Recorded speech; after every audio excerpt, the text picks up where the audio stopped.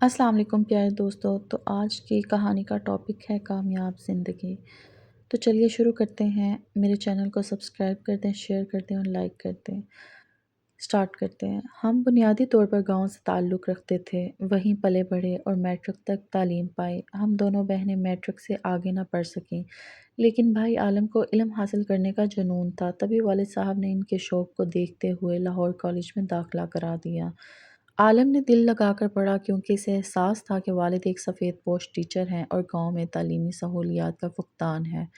ایسے میں ان کی ناکامی سارے کنبے کی ناکامی ہوگی اور ان کی کامیابی سے ہم سب کی تقدیریں بھی بدل جائیں گی۔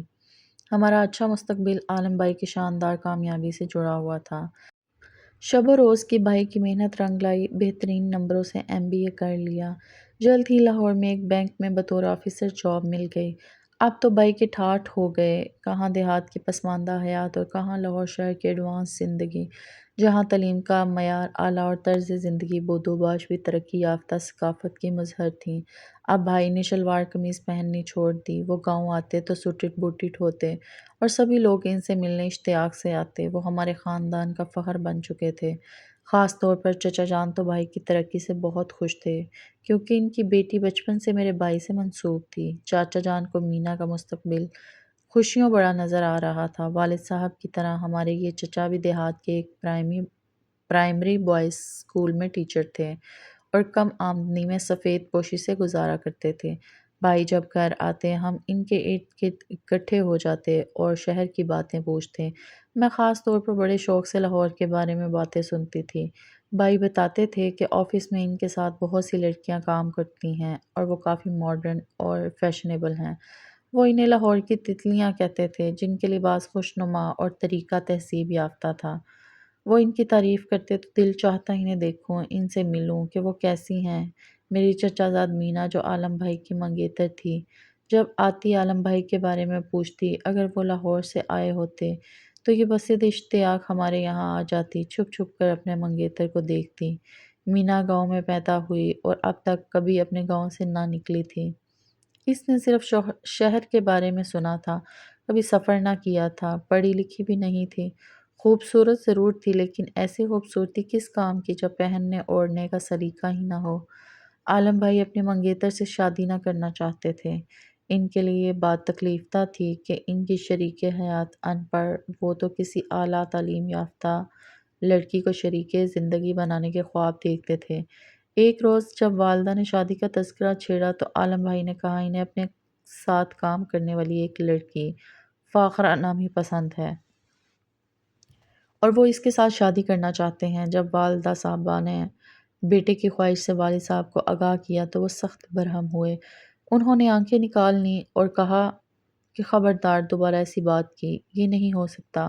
میں نے عالم کو اس لیے نہیں پڑھایا کہ وہ پڑھ لکھ کر ہمیں نکو ثابت کر دے۔ میں اپنے بھائی سے ناطہ نہیں توڑوں گا۔ اگر عالم نے میری بات نہ مانی تو اسی سے ناطہ ختم کر دوں گا۔ عالم نے دل پر پتھر رکھ لیا۔ والدین کے احسان کو فراموش کرنا لائق اولاد کے بس کی بات نہ تھی۔ انہوں نے اپنی خوشی کی قربانی دینا منظور کر لیا، لیکن والد صاحب کے فیصلے کے سامنے سر تسلیم خم کر دیا۔ دل پر پتھر رکھ کر عالم بھائی نے والدین کی خوشی پوری کر دی۔ مینا بی بی کو بیوی بنا کر شہر لے گئے۔ بینک کے ساتھیوں کو معلوم ہو گیا کہ عالم شاہ کی شادی ہو گئی ہے۔ وہ سب پیچھے پڑ گئے کہ مٹھائی کھلاؤ اور دعوت بھی دی کہ بھابھی کے ساتھ آپ کو شاندار ڈنر کرائیں گے۔ خاص طور پر بھائی کے ساتھ کام کرنے والی لڑکیوں نے بے حد اصرار کیا کہ ہم کو اپنی دلہن سے ملوائیے اور اپنے گھر بلائیے، ان کی ہم بھی دعوت کریں گے۔ مینا حالانکہ سلیقہ مند اور بہت خوبصورت تھی، مگر وہ ایک دیہاتی دوشیزہ تھی اور اسے شہر والوں کے ساتھ گفتگو، اٹھنے بیٹھنے اور چلنے پھرنے کے آداب نہ آتے تھے۔ اسی باعث بھائی بیوی کے بارے میں احساس کمتری کا شکار ہو رہے تھے۔ وہ مینا کو اپنی دفتری کولیگ لڑکیوں سے بھی نہیں ملوانا چاہتے تھے کہ کہیں وہ تمسخر اڑائیں اور ان کی سب کی ہو۔ عالم بھائی نے مرد دوستوں کو ٹال دیا، مگر کولیگ لڑکیاں نہ مانیں اور ایک دن گھر پہنچ گئیں۔ فاخرہ اور رابعہ نے اصرار کیا کہ ہوٹل میں ڈنر کرنا ہے۔ اب کوئی راہ فرار باقی نہ رہی۔ بھابھی نے مینا بھابھی سے کہا، بھائی نے مینا بھابھی سے کہا، تیار ہو جاؤ، ہم نے کھانا کھانے ہوٹل جانا ہے۔ مینا نے ان لڑکیوں کو سلام کیا اور پھر تیار ہونے کمرے میں چلی گئی۔ اب بھائی گھبرا گھبرا کر بیوی کو ہدایت دے رہے تھے اور لڑکیوں کو ڈرائنگ روم میں بٹھا دیا تھا۔ جب مینا بھابھی تیار ہو کر ڈرائنگ روم میں گئیں تو ان کی تیاری اور سنگار دیہاتی طرز کا تھا۔ جھومر، ٹکا اور لمبے آویزے، اس پر تیز میک اپ اور بالوں میں پراندہ، سر پر عجیب طرح سے دوپٹہ لیا ہوا لباس شوق و شنگ، جیسے ایک دن کی دلہن ہو۔ ایسی تیاری میں ہوٹل جانا واقعی عالم بھائی کے لیے سبکی کا باعث بنتا۔ لڑکیوں نے جب مینا کو اس روپ میں دیکھا تو ان کی ہنسی نکل گئی۔ وہ کسی طرح بھی اس ایک جوکر سے کم نہ لگ رہی تھی۔ عجیب حلیہ تو تھا ہی، اوپر سے میک اپ ایسا تھوپا تھا کہ اپنی دلہن کو اس حلیے میں دیکھ کر میرے بھائی کو سچ مچ پسینہ آ گیا۔ لڑکیوں کے چہرے پر تمسخر آمیز مسکراہٹ ان کو اور بخل کر رہی تھی۔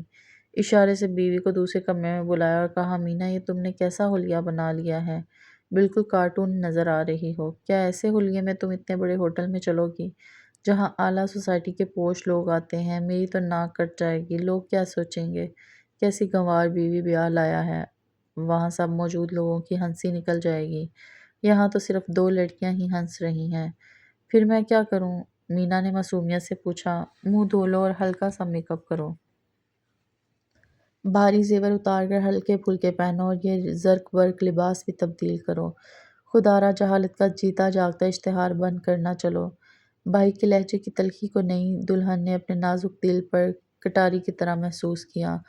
آنکھوں سے آنسو ٹپکنے لگے اور سخت توہین محسوس کرتے ہوئے انہوں نے لباس بدلنے سے انکار کر دیا، بلکہ پارٹی میں جانے سے انکاری ہوئیں اور بستر پر گر کر سسکیاں بڑھنے لگیں۔ عالم بھائی سخت پریشان اور برہم بھی ہوئے۔ انہوں نے بیوی کی طبیعت خراب ہونے کا بہانہ کر کے اپنی آفس کی لڑکیوں سے معذرت کر لی۔ وہ بھی سمجھدار تھیں، سمجھ گئیں کہ ان پڑھ بیوی شہری زندگی کا سلیقہ نہیں جانتی، فی الحال ان کے قدم سے قدم ملا کر نہیں چل سکتی۔ وہ تو چلی گئیں، مگر عالم بھائی غصے میں تپے تھے۔ وہ بیوی پر برسنے اور گرجنے لگے، چیخ چیخ کر بولے، شہر میں رہنے کے لیے شہریوں جیسے طور اتوار اپنانے ہوں گے، ورنہ واپس گاؤں چلی جاؤ اور پھر کبھی مت آنا۔ ابا نے بھی مجھے کسی اجڑ کے پلے باندھ دیا ہے جس کو بات تک کرنے کی تمیز نہیں ہے۔ بھائی کو تو اس بات کا دکھ تھا جب ان کی یہ کولیگ دفتر جا کر سب کو ان کی بیوی کے بارے میں بتائیں گی تو ان کی کس قدر سبکی ہوگی۔ مینا بھابھی کو بھائی کی ان الجھنوں سے کیا مطلب، وہ تو نئی دلہن تھی اور شوہر کے چونچلے چاہتی تھی۔ باپ کو بلوا لیا کہ مجھے یہاں سے لے جاؤ، عالم میری بے عزتی کرتے ہیں۔ بھائی نے اگلے دن چھٹی لی اور روتی دھوتی نئی نویلی دلہن کو گاؤں چھوڑ کر چلے گئے۔ کچھ دنوں بعد فاخرہ نے عالم بھائی کے دل کو تولا کیونکہ یہ اب بہت اداس رہنے لگے تھے۔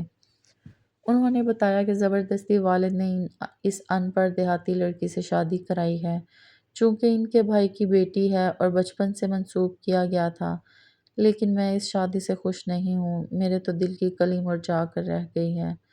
فاخرہ نے کہا کہ اگر تم چاہو تو میں تم سے شادی کا بندھن باندھنے پر تیار ہوں، بشرط یہ کہ اپنی بیوی کو طلاق دے دو۔ عالم نے جواب دیا، طلاق میں نہیں دے سکتا، اگر ویسے تم چاہو تو تم سے شادی کر سکتا ہوں۔ جب عالم کا کمزور پہلو سمجھ لیا، وہ ان پر التفات کرنے لگی اور غم بانٹنے کو روز شام کو ان کے ساتھ سیر و تفریح کو بھی جاتی۔ یوں رفتہ رفتہ بھائی اس کے شکنجے میں پھنس گئے اور دونوں نے اپنی مرضی کی شادی لاہور میں کر لی، جس کی خبر بھائی نے ہم کو نہ ہونے دی۔ شروع میں دونوں نے شادی کے خوب مزے لیے، لیکن جلد ہی فاخرہ کو اندازہ ہو گیا کہ عالم بے شک پڑھ لکھ گیا ہے، لیکن اس کا ذہن اب بھی دیہاتی ہے۔ وہ فاخرہ کو بہت زیادہ آزادی نہ دیتا اور دوسرے کولیگ کے ساتھ ہنسنے بولنے سے بے چین ہوتا تھا۔ فاخرہ ایسی پابندیوں کی عادی نہ تھی، بلکہ ان پابندیوں کو وہ حقارت کی نگاہ سے دیکھتی تھی۔ عالم بھائی خود کو نہ بدل سکے اور نہ ہی فاخرہ نے لچک دکھائی، جس کا نتیجہ یہ ہوا کہ دونوں میں فاصلے بڑھنے لگے۔ وہ لباس بھی نیم عریاں سا پہنتی اور دفتر آتی تو مرد اسے معنی خیز نظروں سے تکتے۔ تب بھائی کو غصہ آتا، گھر آ کر سمجھاتے کہ مناسب لباس پہنا کرو، اس قدر پست چست اور نیم عریاں لباس کو میں نہیں برداشت کر سکتا۔ تم کو پہلے یہ سب کیوں دکھائی نہ دیا؟ اب کس لیے اعتراض کرتے ہو؟ میں تو پہلے بھی فیشن کرتی تھی، اس وقت میرا یہی فیشن تم کو اچھا لگتا تھا، اب تم کو اس پر اعتراض ہے؟ میں جیسی ہوں ویسی رہوں گی۔ اگر تم کو نہیں قبول مجھے آزاد کر دو، لیکن میں تمہاری دیہاتی سوچ کی خاطر اپنی شخصیت کو نہیں مٹا سکتی۔ کافی دنوں تک اس قسم کی لڑائیاں چلتی رہیں۔ بالآخر ان لڑائیوں کا نتیجہ طلاق کی صورت میں برآمد ہوا۔ اس وقت تک عالم سے فاخرہ کو ایک بیٹی پیدا ہو چکی تھی۔ جب بیٹی 2 برس کی تھی، ان دونوں کے بیچ طلاق واقع ہو گئی اور عالم نے بیٹی فاخرہ سے طلب کر لی۔ اس نے بھی بیٹی کو باپ کے حوالے کر دیا کیونکہ وہ اس کے پالنے کی ذمہ داری نہیں لینا چاہتی تھی۔ اس عرصے میں وہ بینک کے ایک اور اعلیٰ افسر کی منظور نظر بن چکی تھی۔